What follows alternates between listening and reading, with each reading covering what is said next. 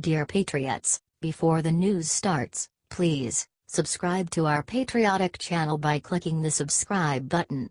Give us a thumbs up to this video. Don't forget to leave your opinion below in the comments section. Share the news on Facebook and Twitter so you friends see it. Thank you. Lib Chelsea Handler just lectured whites about how they oppress other people. She got destroyed. Nextflix comedian Chelsea Handler has established herself as one of the loudest and dumbest voices on the left during Republican Donald Trump's campaign and presidency. Over New Year's, she decided to extend her commentary beyond politics into the realm of social and racial issues in our country. Handler read something on the internet and was evidently so impressed with herself that she decided to share it with people on Twitter.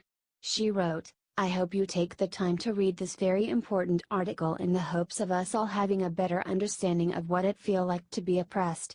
And, of course, wishing the world more peace and love this coming year, in every color, every country." Unsurprisingly, the far-left article was about white privilege. Part of it stated, "Whiteness, in other words, continues to pay tangible benefits, and for right or wrong, it makes some sense that its primary beneficiaries are loath to support candidates who expressly promise to disrupt this privileged status." People with some common sense immediately pointed out what a hypocrite Handler was for promoting this article. Wrote one Twitter user, "Do you know what it's like to be oppressed? As you go home to your multi-million-dollar mansion?" Handler responded with a tantrum, saying, "No, you fucking idiot, I'm actually going to a house that I overpaid to rent for my friends and family.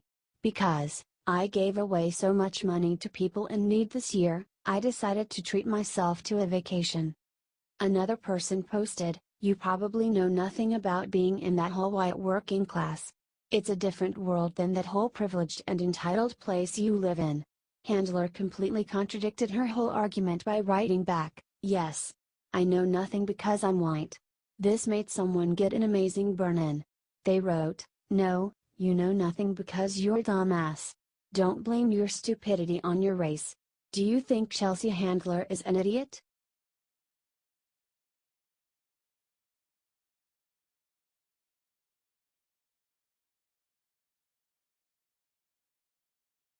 Fox News trolls Kathy Griffin in the ultimate way in New Year's Eve parody.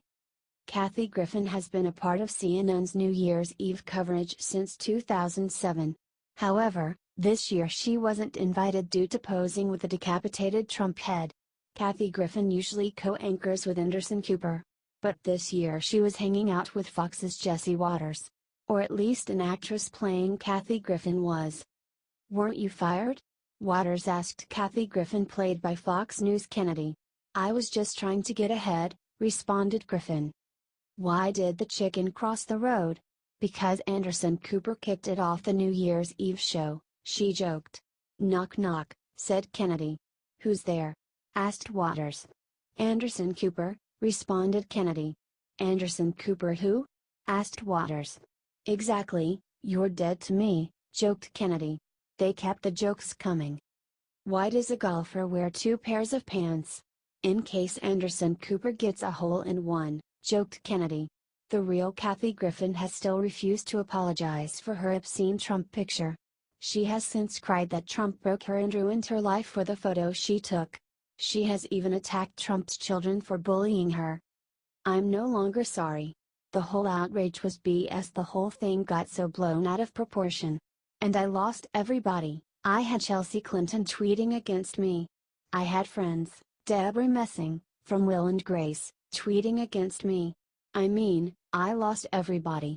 And so I have been through the mill. I didn't just lose like, one night on CNN, my entire tour was cancelled within 24 hours because every single theater got all these death threats," whined Griffin in an August interview.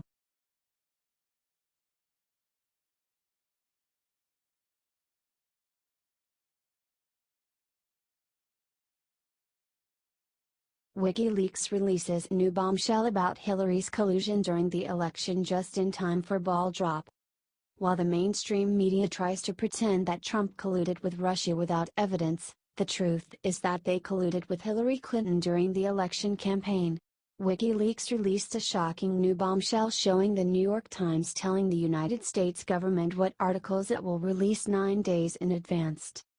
Email shows New York Times handed over Cablegate's publication schedule to the U.S. government, without telling at WikiLeaks, giving the State Department, then headed by Hillary Clinton, up to 9 days in advance to spin the revelations or create diversions, tweeted WikiLeaks. I just went through preparing our Gitmo and Korea cables for posting. We're posting no Gitmo cables that mention so North Korea and Gitmo are the stories running Tuesday, writes the New York Times writer Scott Shane for U.S. Assistant Secretary of State for Public Affairs Philip J. Crowley, who worked under Hillary Clinton at the time. Wednesday is Pakistan and Blackwater. Thursday is Russia and Canada. Friday is Afghan corruption and Karzai, 2 separate stories. Saturday is Yemen. Sunday is China. Monday is terrorist financing and possibly something on Iraq for which you have no cables yet. Tuesday is arms trade, weapons, and possibly something on NATO for which you have no cables yet, wrote Shane. So I hope we can have a talk tomorrow about Pakistan and Blackwater at the very least. It would be great to get farther through the stack, wrote Shane.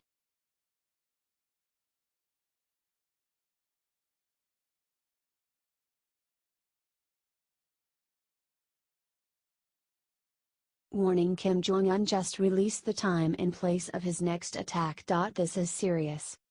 The North Korea situation is starting to heat up. The Hermit Kingdom has issued a warning that a plan to attack waters near Guam will be put into place by mid-August.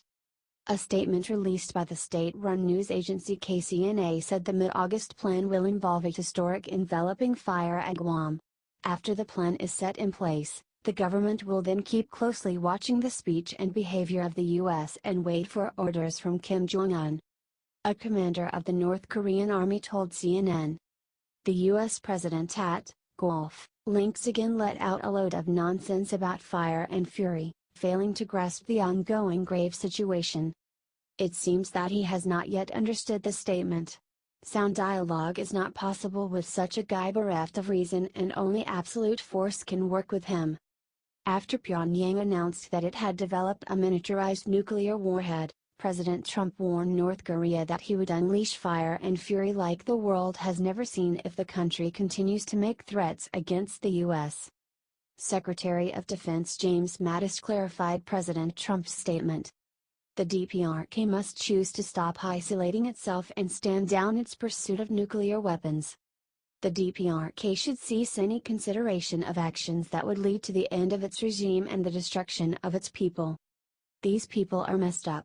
The North Korean regime brutalizes its own people and threatens world peace every day. No matter what crazy thing they say next, we can feel safe knowing we now have a president who is ready to stand up to them. HT Fox 6 Now, The Hill.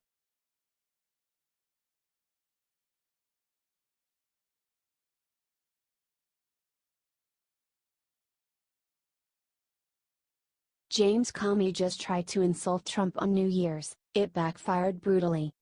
Over the past 2 years, fired former FBI Director James Comey has thoroughly disgraced himself to Democrats and Republicans alike. Republicans cannot stand him because he clearly did the Democratic Party a huge favor by letting Hillary Clinton off without any charges.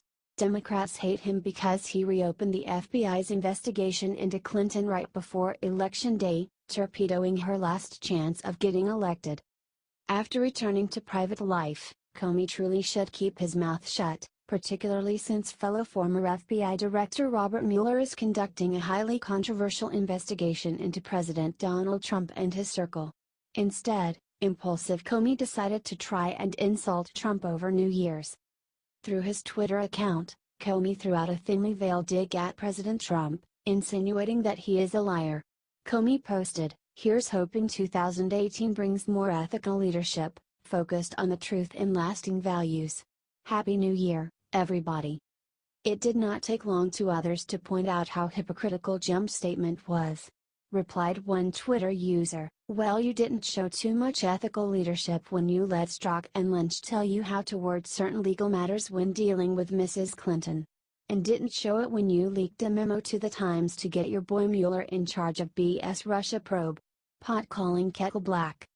Another hit just as hard, writing, so much corruption happened under your watch yet you're still pretending life is grand, prancing in fields, tossing out Bible quotes, getting millions for your story - a story to which we already know the ending.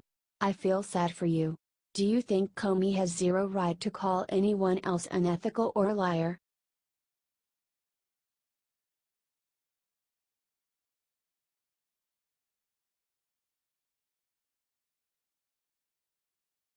Never Trump Republicans are now buying into one of Democrats' dumbest beliefs: it's awful. One disappointing trend from 2017 that seems like it will continue into this year is the fact that there is a contingent of Never Trump Republicans who are just as obnoxiously opposed to our country's democratically elected president as Democrats are. This group of rhinos keeps moving more and more to the left to the point that in many ways they have become indistinguishable from self-identified Democrats. As one piece of disturbing evidence of this trend, these anti-Trump conservatives have bought into one of liberals' most baseless ideas. Outsider Donald Trump was elected in part because so many Americans, whites, blacks, Hispanics and others alike, have been suffering economically as a result of the policies put in place by members of the political elite like Democrat Barack Obama. Instead of acknowledging that America has a growing class issue, liberals are instead presenting Americans' problems as a race issue. Leftists have promoted the idea of white privilege, which conservatives used to scoff at. Now anti-Trump Republicans such as neoconservative Max Boot are agreeing with this idea. Boot even wrote an article in Foreign Policy magazine titled "I used to be a smart alecky conservative who scoffed at political correctness. The Trump era has opened my eyes." Never Trumper Boot wrote, blaming Donald Trump and white privilege, "It has become impossible for me to deny the reality of discrimination, harassment, even violence that people of color and women continue to experience in modern-day America from a power structure that remains for the most part in the hands of straight, white males. People like me, in other words. Whether I realize it or not, I have benefited from my skin color and my gender, and those of a different gender or sexuality or skin color have suffered because of it." Do you think anti-Trump conservatives like Boot should quit pretending and just admit that they are Democrats?